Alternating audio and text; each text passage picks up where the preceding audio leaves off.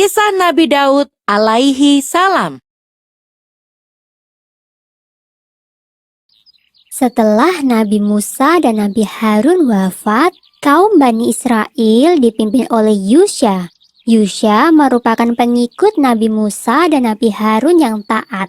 Semasa hidupnya, ia berusaha untuk meneruskan ajaran nabinya.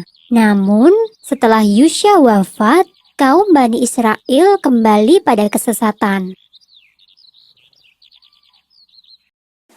Di tengah-tengah kaum yang sesat, Allah mengutus Nabi Samuel.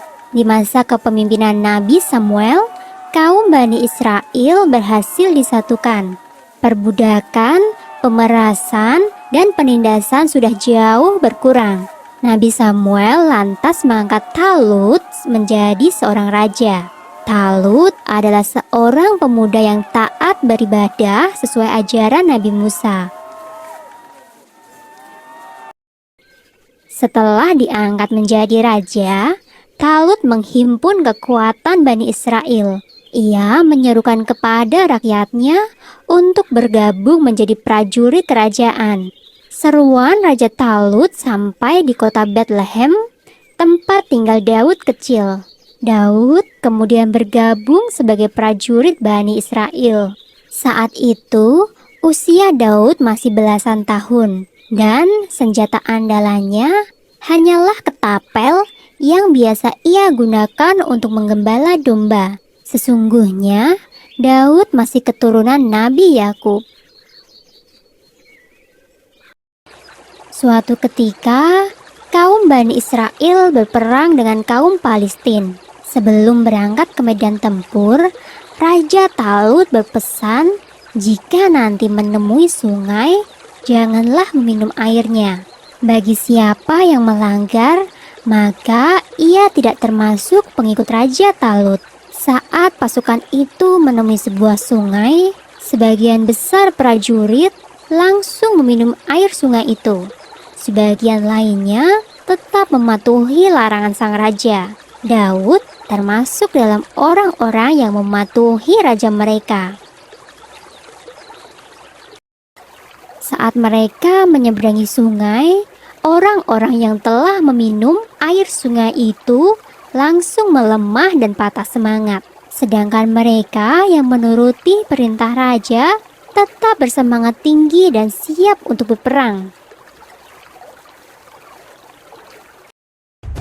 Daud bertempur dengan gagah berani. Batu-batu dari ketapelnya berhasil merobohkan banyak sekali musuh. Bahkan, ketapel Daud berhasil melumpuhkan raja musuhnya sehingga ia pulang sebagai pahlawan perang. Atas keberhasilannya mengalahkan raja musuh, Daud diangkat sebagai panglima perang meskipun ia masih kecil. Seiring waktu, Daud semakin populer di kalangan kaum Bani Israel.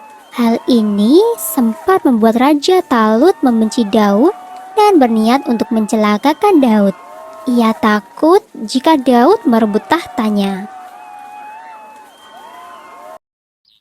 Jauh setelah Raja Talut wafat, kerajaan Bani Israel dipimpin oleh anak Raja Talut. Ia memimpin dengan tidak adil.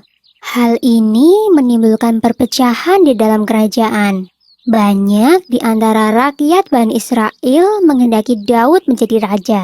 Maka diangkatlah Daud sebagai raja. Ia memerintah dengan sangat adil. Sifat Daud yang santun semakin membuat rakyat menyukainya. Selain sebagai raja, Daud juga diangkat sebagai nabi Allah. Nabi Daud diberi banyak mukjizat oleh Allah. Di antaranya adalah mampu memerintahkan gunung dan burung untuk bertasbih, dapat melunakkan besi dengan tangan kosong, dikaruniai kecerdasan yang luar biasa, dan mukjizat yang paling besar adalah diberikannya kitab Zabur sebagai tuntunan dan pedoman dalam beribadah kepada Allah. Sumber dalam Al-Quran surat An-Nisa ayat 163 yang berbunyi, "Dan kami berikan Zabur kepada Daud